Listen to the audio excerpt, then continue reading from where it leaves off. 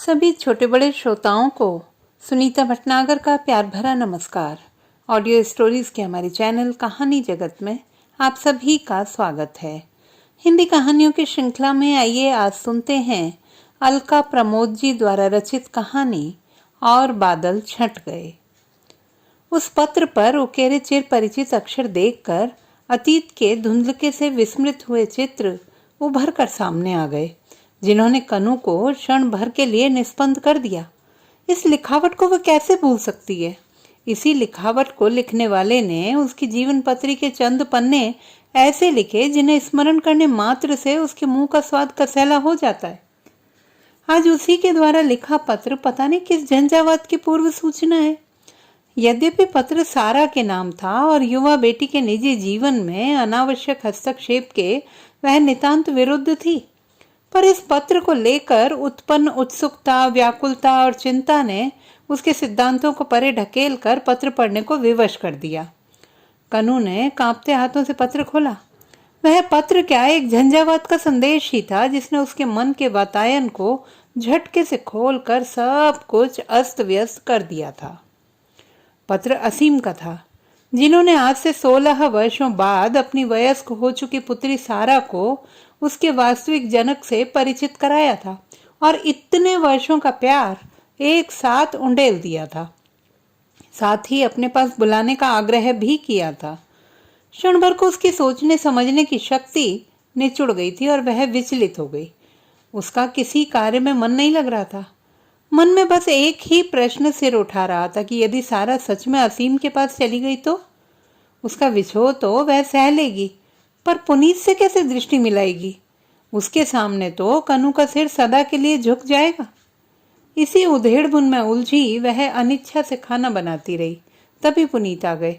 उसका सफेद चेहरा देखकर घबराकर बोले, क्या हुआ कनु? फिर कनु के अश्रुपूरित नेत्र देखकर बोले, सारा तो ठीक है ना? उनका सारा के लिए इस प्रकार चिंतित होना देखकर कनु के हृदय में हुक सी उठी। उसने बिना कुछ कहे पत्र पुनीत की ओर बढ़ा दिया। पत्र पढ़कर पुनीत भी कुछ देर स्तब्ध होकर विमूढ़ से बैठे रह गए। कनु ने सुझाव दिया कि क्यों न वह फाड़ कर फेंक दे, पत्र सारा को दे ही नहीं। यह सुनकर पुनीत गंभीर स्वर में बोले, यह तो पलायन हुआ। रेत में सिर छिपा लेने से तूफान टल नहीं जाता। फिर आज नहीं तो कल असीम सारा तक अपना संदेश पहुंचा ही देंगे। तब सारा क्या सोचेगी हमारे बारे में? कनु ने अधीर होकर कहा। फिर क्या करें? असीम ने दृढ़ स्वर में कहा। कनु, सत्य यही है कि असीम सारा के पिता हैं। उनको मिलने से रोकने का अधिकार हमें नहीं है। उचित तो यही है कि इसका निर्णय सारा पर छोड़ दें। द्वार पर घंटी बजी तो कनु चौंकी। आज ये ध्वनि इतनी कर्णभेदी क्यों लगी, जबकि प्रतिदिन इसी ध्वनि का माधुर्य उसे उल्लसित कर देता था और वह आगंतुक बेटी के स्वागत में यूं दौड़ पड़ती थी मानो बेटी कुछ घंटों नहीं कई घंटों के बाद लौटी हो। आज उसके पैर भारी हो रहे थे। तभी द्वार पर पुनः घंटी बजी। उसने द्वार खोला तो सारा बोली, ओहो मम्मा, कितनी देर में दरवाजा खोला? फिर उसका मुरझाया हुआ चेहरा देखकर बोली, मम्मा, एनीथिंग रॉन्ग? कुछ गड़बड़ है? कनु ने स्वयं को व्यवस्थित करते हुए कहा, कुछ नहीं, हाथ मुंह धो लो, मैं खाना लगाती हूँ। प्रतिदिन खाने की मेज पर जब तीनों बैठते तो उत्सव सा वातावरण होता था, पर आज खाने की मेज पर असामान्य रूप से शांति थी, जो किसी तूफान के आने का संकेत दे रही थी। प्रत्यक्ष में तो कनु खाना खा रही थी, पर उसके मन में अनेक प्रश्न सिर उठा रहे थे। क्या सारा मुझे छोड़कर जा सकती है? क्या पुनीत का प्यार वह भूल जाएगी? फिर उसका मन विरोध करता, नहीं, ऐसा नहीं हो सकता। पर दूसरे ही क्षण आशंका पुनः सिर उठाती, इसमें असीम का रक्त भी तो बह रहा है। फिर खून तो जल से गाढ़ा होता ही है। क्या पता वह असीम की बातों से आकर्षित हो जाए। फिर असीम ने उसे नर्सिंग होम खुलवाने का वादा भी तो किया है। अपने में ही उलझी कनु सारा के मुखमंडल पर अपने प्रश्नों के उत्तर ढूंढने का असफल प्रयास कर रही थी। सारा ने असामान्य वातावरण देखकर कहा, मम्मा, कहाँ हो तुम? कब से पहली रोटी लिए बैठी हो? पापा, आप भी चुप बैठे, कोई मुझे कुछ बताता क्यों नहीं? कनु ने वह पत्र लाकर सारा को दे दिया। पुनीत इस अवांछित स्थिति से बचने के लिए अपने कमरे में चले गए। कनु उस छात्रा के समान जिसका प्रश्न पत्र बिगड़ गया हो, धड़कते हृदय से परिणाम जानने की प्रतीक्षा करने लगी। सारा ने पत्र पढ़ा और लापरवाही से एक कोने में फेंक कर अस्पताल की ओर चल दी, जैसे वह पत्र साधारण सा कोई समाचार देने वाला पत्र हो। उसने इस विषय में कनु से चर्चा की आवश्यकता भी नहीं समझी। कनु खींच गई, यहाँ प्राण निकल रहे हैं और इसे अस्पताल जाने की पड़ी है। पर अपनी ओर से कुछ पूछने का साहस वह नहीं कर पाई और सारा चली गई। कनु का पुनीत का सामना करने का साहस भी नहीं था। न जाने क्यों वह स्वयं को उसका अपराधी अनुभव कर रही थी। अतः बाहर के कमरे में जाकर लेट गई। उसका मन अतीत के सागर में गोते लगाने लगा। असीम ने उसके रूप और लावण्य पर मोहित होकर उसका वरण किया था। वह बात दूसरी है कि विवाह के बाद दोनों को अनुभव हुआ कि वह दोनों झरने की उन धाराओं के समान हैं जो विपरीत ढलानों पर गिरती हैं, और उनके मध्य इतनी विशाल चट्टान है जिसे काट कर दोनों धाराओं को समाहित करना असंभव नहीं तो दुष्कर अवश्य है। कनु जितनी सरल और स्वाभाविक थी, असीम उतना ही व्यावहारिक और महत्वाकांक्षी। वह सदा आडंबरों और दिखावे के बाह्य आवरण में छिपे रहने में विश्वास करता था। उसे कनु की सहजता और सरलता मूर्खता लगती। वह ऊपर चढ़ने हेतु अवैधानिक सीढ़ियों के प्रयोग में भी हिचकता नहीं था, तो कनु के लिए सिद्धांत ही उसकी पूंजी थे। असीम कभी नकली हीरों के हार को असली हार के रूप में प्रस्तुत करता और सरला कनु उसका मूल्य और दुकान बताकर अनचाहे ही उसकी पोल खोल बैठती, तो कभी कभी उसके मित्रों के समक्ष बिना प्रसाधन के ही आ जाती। कनु को कभी समझ नहीं आया कि अपनी आर्थिक स्थिति अधिक बताने में कौन सा सुख निहित है, और क्या मनुष्य ईश्वर से भी बड़ा चितेरा है जो उसके द्वारा प्रदत्त सौंदर्य में अपना हस्तक्षेप करे। इन्हीं छोटी छोटी बातों में उनमें प्रायः वाकयुद्ध हो जाता। नन्ही सारा के जन्म ने उसके मध्य युद्ध के और भी कारण सहज उपलब्ध करा दिए थे। उसके पालन पोषण और संस्कारों को लेकर उनके मध्य अच्छा खासा मतभेद रहता था। असीम सारा को अंग्रेजी सिखाता। वह बताता कि हैंकी में नोजी पहुंच लो और अंकल आंटी बोलो, तो कनु हिंदी में चाचा चाची कहना सिखाती। उसे अंकल आंटी में बनावटीपन की अनुभूति होती और चाचा चाची जैसे संबोधनों में आत्मीयता झलकती लगती। उसका तर्क था कि पहले बच्चे में मातृभाषा का ज्ञान तो हो, समय के साथ अंग्रेजी तो सीख ही जाएगी। असीम बिगड़ जाता, तुम पढ़ी लिखी गंवार हो, उच्च वर्ग में जाने लायक नहीं हो। यह कनु को अपना अपमान लगता। ऐसा नहीं कि उसे अंग्रेजी नहीं आती, पर वह अपनी भाषा बोलने में सहजता और आत्मीयता का अनुभव करती। सज संवर कर पार्टियों में जाना और अपने आभूषणों और कपड़ों का प्रदर्शन करना उसे हास्यास्पद और अरुचिकर लगता। एक बार असीम कनु और सारा को लेकर अपने उच्च अधिकारी के घर गए। वहां सारा को लघु शंका की आवश्यकता महसूस हुई, तो कनु ने बॉस की पत्नी से पूछ लिया, भाभी जी टॉयलेट कहाँ है? सारा को सूसू कराना है। यह सुनकर असीम अपमान से लाल भभूका हो उठा। उसे ऐसा लग रहा था जैसे भरी भीड़ में उसे चोर सिद्ध कर दिया गया हो। पर बॉस के घर पर मात्र कनु पर आंखें तरेर कर रह गया। बॉस के घर से निकलते ही वह कनु पर बुरी तरह बरस पड़ा और क्रोधावेश में दंड स्वरूप नन्ही सारा के कोमल कपोलों पर भी अपनी 5 उंगलियां छाप दी। वह मासूम तो ये भी नहीं समझ पाई कि यदि उसे सूसू जाना था तो उसमें उसका क्या अपराध था। बात सामान्य सी थी, पर घर का वातावरण कई दिनों तक असामान्य रहा। इसी प्रकार की नित्य प्रति की छोटी छोटी बातों से उनके संबंधों की डोर का तनाव चरम सीमा तक पहुंच चुका था। अब तो बस एक छोटा सा आघात ही उसे तोड़ने के लिए सक्षम था। अंततः वह घड़ी आ ही गई। एक दिन कनु ने परिवार में एक और नए आगंतुक के आने की सूचना दी। असीम के भौतिक साधनों को जुटाने की वृहद योजना में एक और प्राणी की परिवार में बढ़ने की सामर्थ्य न थी। अतः उस अनचाहे गर्भ को असीम की उन्नति के मार्ग का व्यवधान बनने का दंड भुगतना ही पड़ा। कनु अनिच्छा से गर्भ समापन करवाकर शिथिल मन से लौटी ही थी कि उसे पापा के न रहने का दुखद समाचार मिला। एक पापा ही तो थे जिनसे वह मानसिक रूप से सबसे निकट थी। मम्मी तो पहले ही नहीं थी।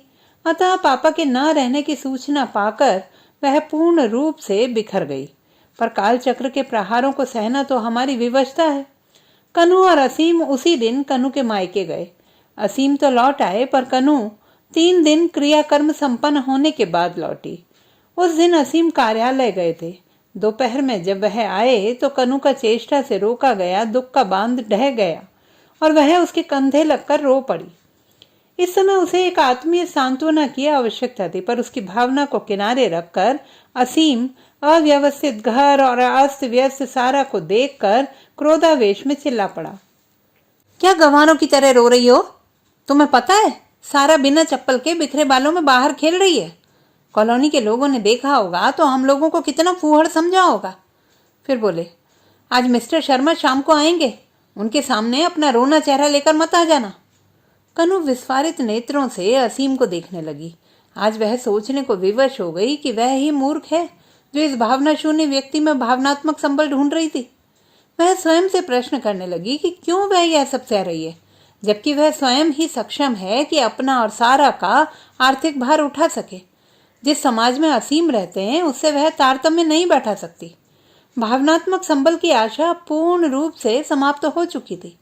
संपूर्ण दिन और रात के विचार के बाद उसने स्वाभिमान से जीने का निर्णय ले लिया। असीम इस अप्रत्याशित निर्णय पर चौंके अवश्य, पर उन्हें पूर्ण विश्वास था कि कनु सारा के साथ अकेले जीवन पथ पर चल नहीं पाएगी और लौट ही आएगी। अतः उन्होंने उसे रोकने का विशेष प्रयास नहीं किया। असीम का अहम झुक गया। कनु ने एक बार पैर बाहर निकाले तो मुड़कर नहीं देखा। उसे एक कॉलेज में प्रवक्ता की नौकरी मिल गई। जीवन पथ सहज न था, पर उसका आत्मसम्मान सुरक्षित था। उसे दिन रात प्रताड़ित नहीं किया जाता था।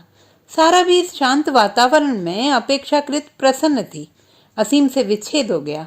असीम ने फिर कभी इन दोनों के विषय में जानने का प्रयास ही नहीं किया।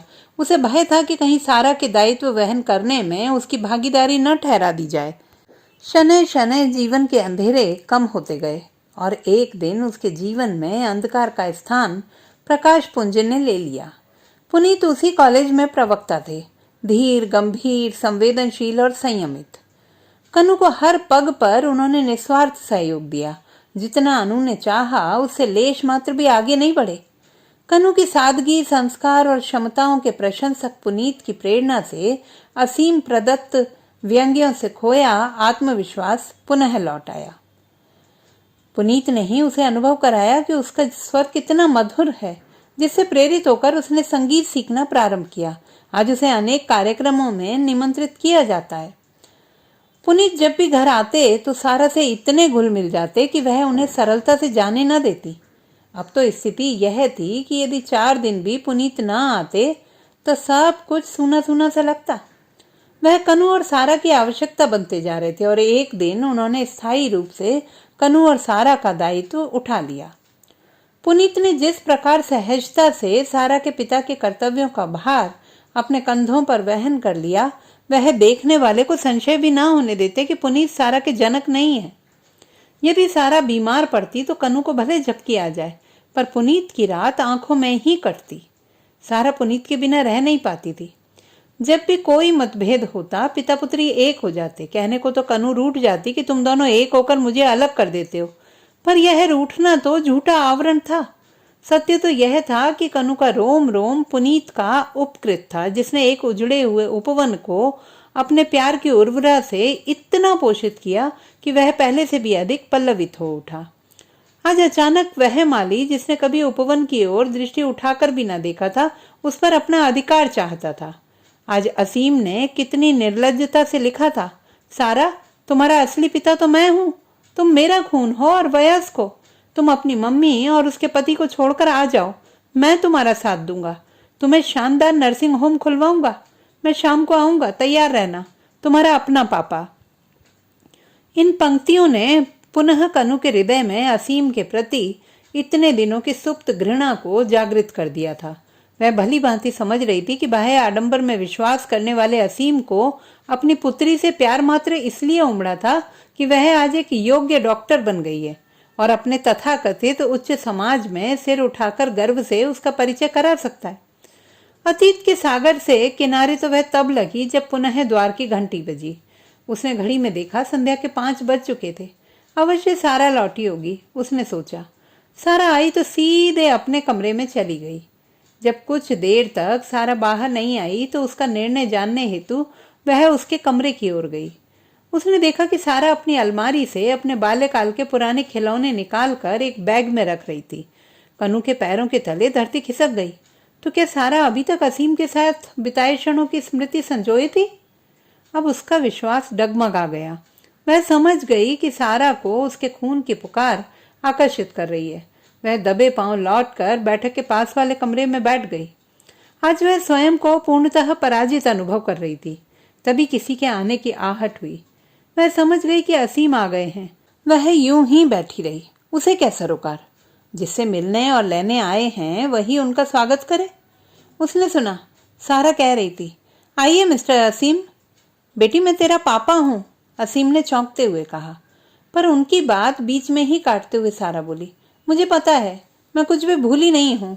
अभी तक तो मुझको आपसे यही शिकायत थी कि आप मुझसे मिलने कभी नहीं आए, पर मन के एक कोने में आप सदा स्थापित थे, जिसका सबूत है मेरे द्वारा संभाल कर रखे गए आपके लायक खिलौने। पर आज इस पत्र ने मेरे संपूर्ण भ्रमों से आवरण हटा दिया। इसके पूर्व आपको कभी अपनी बेटी की याद नहीं आई? आपने कभी नहीं सोचा कि मुझे क्या चाहिए? मेरे हर सुख दुख का ध्यान जिसने रखा, पग पग पर जिसने संरक्षण दिया, वही मेरे असली पापा हैं। उन्हें मैं छोड़ दूंगी ऐसा आपने सोचा भी कैसे? काश आपने यह अधिकार पहले दिखाया होता। आज मैं आपको आपके दिए सारे खिलौने लौटा रही हूं। आज आप मेरे मन के उस कोने से भी निष्कासित हो गए। अब मेरे ये पापा ही मेरे पापा हैं, जिनका प्यार मेरी सफलता से नहीं, मुझसे है। कनू ने किसी के चुपचाप थके पैरों से लौटने की पदचाप सुनी। वह दौड़कर पुनीत के कमरे में यह शुभ समाचार देने गई, पर शायद उन्होंने भी संपूर्ण वार्तालाप सुन लिया था, क्योंकि उनका संतोष और प्रसन्नता उनके चेहरे पर प्रतिबिंबित हो रहा था। अब काले बादल छट गए थे और धूप के उजास में सब कुछ धुला धुला और स्पष्ट लग रहा था। तो दोस्तों, ये थी हमारी आज की कहानी। आपको कैसी लगी कमेंट बॉक्स में लिखना ना भूलें। चैनल को सब्सक्राइब करें, लाइक करें और मित्रों के साथ शेयर करें।